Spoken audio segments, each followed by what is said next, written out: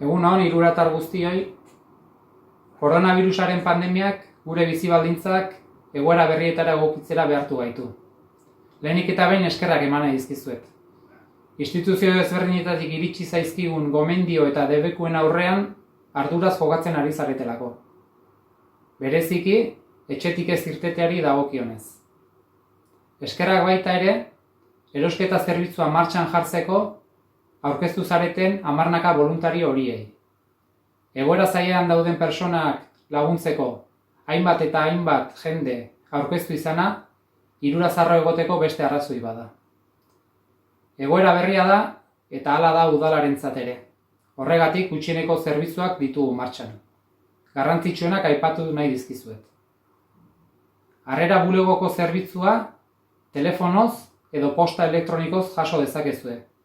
Bertatik ari gara koordinatzen erosketa zerbitzua. Kale eta eraikin garbiketak martxan daude eta arreta berezia ipintzen ari gara osasun zentroan.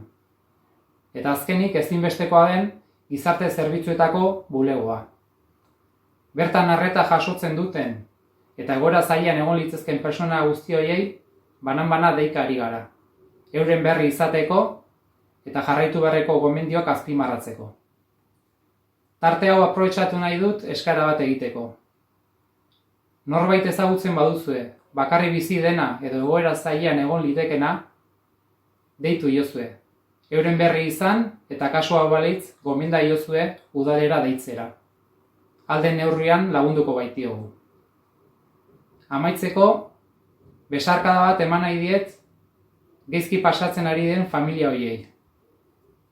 Baita ere, konfidantza mezu bat, badakidalako beldurrak eta kezka piztu direla, baina hontatik ere irtengo gara, eta guztio batera irtengo gara gainera. Animo eta zaindu zaitezte guztiongatik.